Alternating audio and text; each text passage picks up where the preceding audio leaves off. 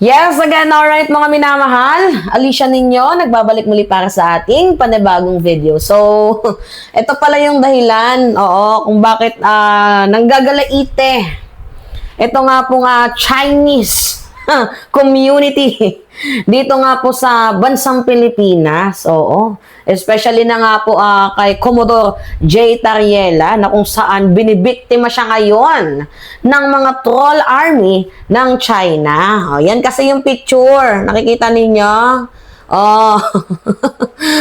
Sabi daw kasi dyan mga minamahal, paninira daw yung ginawa ni J. Tariela at nagdulot daw po ito ng negatibong epekto sa imahe nila. So, dapat daw pong mag-sorry, ang bansang Pilipinas sa ganitong klaseng ginawa ni J. Tariela kasi parang naninira daw. So, ngayon, bakit nga ba nagpuksaan?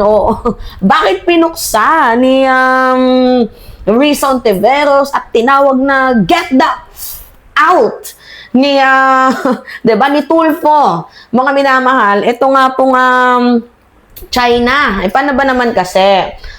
Sabi dito sa balita, nag-ugat daw po ang lahat ng ipinatawag ng Beijing ang Philippine Ambassador to China na si Jaime Flor Cruz. So, sino ba si Jaime Flor Cruz? Ito, ipakita ko sa inyo. Si Jaime Flor Cruz. So, ito. Yan po mga minamahal, si Jaime Flor Cruz. So, tinawag siya. So, ngayon siya yung napagbuntungan ng galit. Galit na galit ang China. Dahil nga daw po sa ginawang pambubuli. Tayo ng bully. So, pambubuli daw na ginawa ni spokesperson ng Philippine Coast Guard sa West Philippine Sea na si J. Tariela. So, according sa kanila, mapanira. Diba? Bastos ang ginawa daw ni J. Tariela. So, ibig sabihin, dapat daw mag-sorry. Mga minamahal, itong si J. Tariela. Kaso mga minamahal, tayo ba tatahimik? Na tayo na nga yung binubuli? Diba? O tayo na nga yung kinukupal? Tayo na nga yung hinaharas? Tayo pa yung tatahimik? So, anyway, eto. Panoodin natin tong balitang to. Mga minamahal, ito meron palang mga senador, tingnan ninyo. Ay nako, nakakainis talaga tong mga senador na to, parang hindi mga Pilipino Yan yung mga senador mga minamahal na hindi po nag-assign ng resolution para nga po kondinahin itong ginagawa ng Chinese Embassy. Sabi pa nga ni Rodante Marcoleta, baka in the future meron pa nga tayong sa kanila magtutulungan pa nga daw tayo in the future daw. Yun yung sabi ni Senator Rodante Marcoleta. Nakakaloka, di ba? Makikipagtulungan, tapos binababoy tayo, parang hindi naman natatama yon. So, isa lang yung common denominator nila, lahat sila mga maka-Duterte. Nandyan yung mukha ni Bato, ni Pia Cayetano, ni Alan Peter Cayetano, ni Pia, ni Bato, ni Chis Escudero, Bongo, Marcoleta, Amy, sino pa to? Si Utol nating Hudlom at itong si Joel Villanueva. Isa lang yung mga common denominator ng mga hindi pumirma. Lahat sila ay mga pro-Duterte. So, required ba kapag pro-Duterte ka na maging pro-China ka? Anyway, mga minamahal, sige, panoodin natin tong balitang to.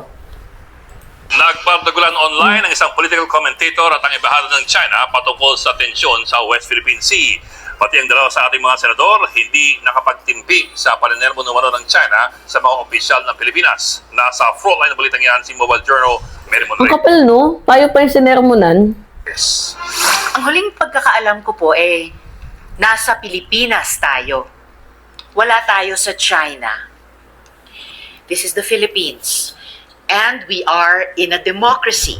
Yun ang mainit na banat ni Senator Riza Contiveros sa kanyang privilege speech sa sesyon ng Senado kanina. Kinondena niya ang mga opisyal ng China dahil sa umano'y panghihimasok at pananakot nila sa mga Pilipino. Giit ng senadora, ang mga bahagi ng foreign missions tulad ng mga ambasador ay panauhin lang daw at hindi arbiter ng demokrasya. Wala raw karapatan. Totoo yan. Oo, hindi nyo kami pwedeng yung hawakan sa leeg dahil demokrasya kami, meron kaming bansa. Diba kayo na nga itong pumapasok dito sa amin, tapos kayo pa itong hindi nagbibigay respeto?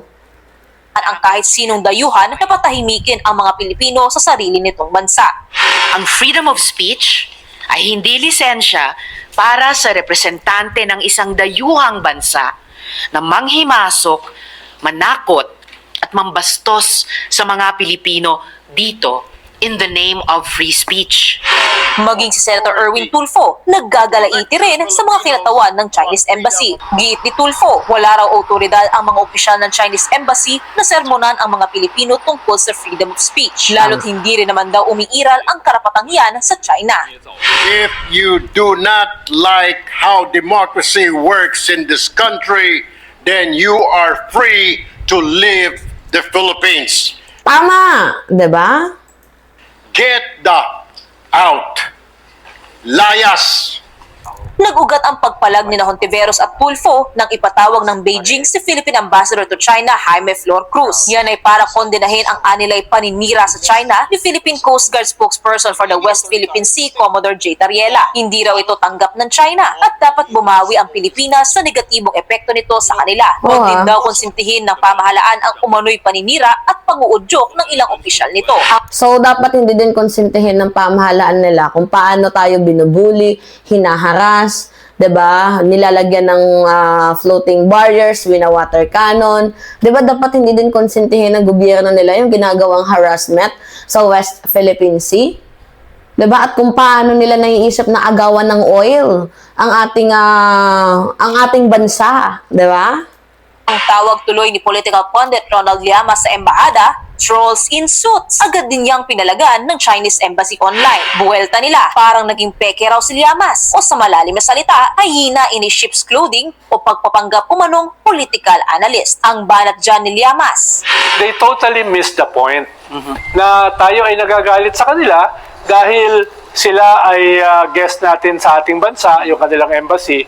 Pero, ba't sila haras ng haras sa ating mga frontliners? Doon dapat mag-focus itong exchange na ito.